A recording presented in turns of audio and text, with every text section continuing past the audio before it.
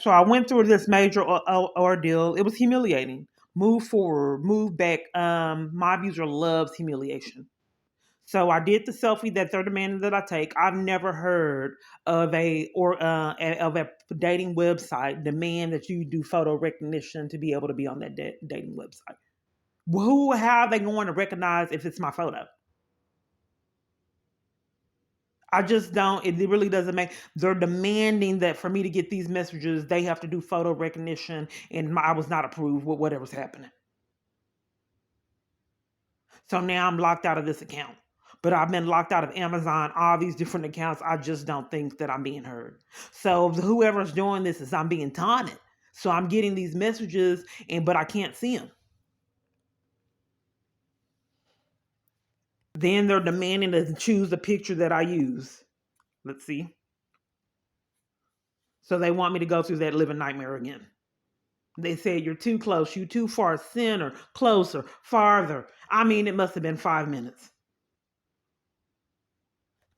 So I was taunted. It said success. And then it says we're not able to verify your selfie. It is what it is. You know, you see it. I want you to see. I'm clicking in the POF. I tried to do that horrible picture, and it won't let me. I don't have makeup on. I just wanted to get it done, and it's not letting me. And then it's saying something about hats. I don't have a hat on. So they made a mistake. It said your account has been selfie verified, but when I tried to open it, it closed. So there was success, but it's being remotely controlled and the pages are being manipulated knowing you never believe it. So then they change it. They also do this on YouTube, defrauding me out of funds. I've already reached out to POF staff, whatever was happening with the email, and they're not responding back. I just want you to see what I've been going through years on all online experiences. Didn't have a support system. I tried to say that I was alcoholic and tried to get into AA and get a sponsor. Let me show you what happened.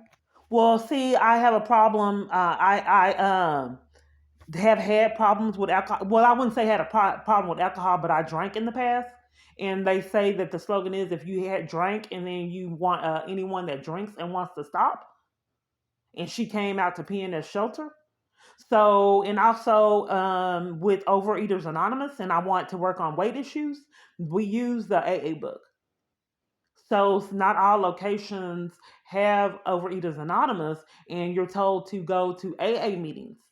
So, and there's a lot of people that believe 12-step programs help a lot of different people in a lot of different avenues. So it wasn't that I was trying to get over on them. I just did not have a support system and I wanted to be proactive. So let me show you. So I can't make it big. It's different like this is WhatsApp. A lot of my contacts are in WhatsApp. Let me try something different. My device don't want you to see her. Well, one moment. So you see that she's saved as Destiny's sponsor. So she had me call her multiple different times to ignore me. So she had me call her and told me to call her back, and I did, and then she didn't answer. Then she did it multiple other times. And I told her that I was going through a really hurtful experience and I really wanted a sponsor. This happened online with meeting people, and it happens with chats over the phone.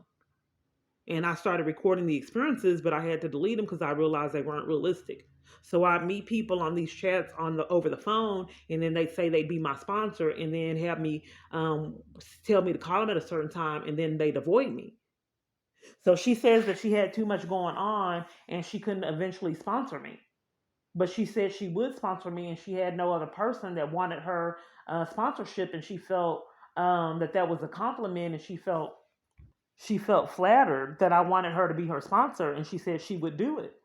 So then, what I think is the government's contacting people and telling people not to help me, knowing you never believe my story.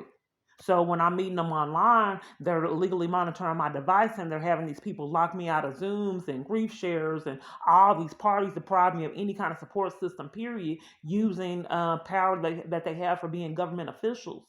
We're talking about law enforcement enforcing their abuse.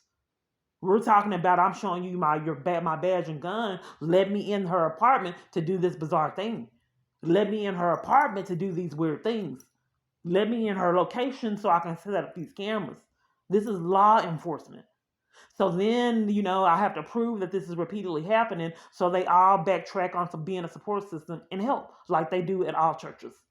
So now all churches want to talk about schizophrenia and trying to set me up, then won't give me any kind of help, pantries, no knowledge period of anything locally.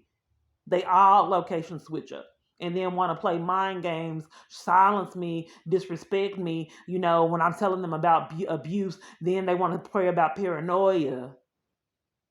It's abusive. It's mind games. That's disregarding someone's value. That's abuse. Okay, well, I guess I wanted to be off for today, but I think that you should see what I go through. And it all started from these dollar charges that I've seen at multiple different restaurants. I've been living a long time. I didn't see people charge you for using your credit card at restaurants. But I'm just trying to show a paper trail of how they're scamming to defraud me out of funds in an army full of locations. And I thought that was a crime, even if someone with a badge and gun told you to do it. I know that you never believe my story, so I thought I'd just take the time out to show you.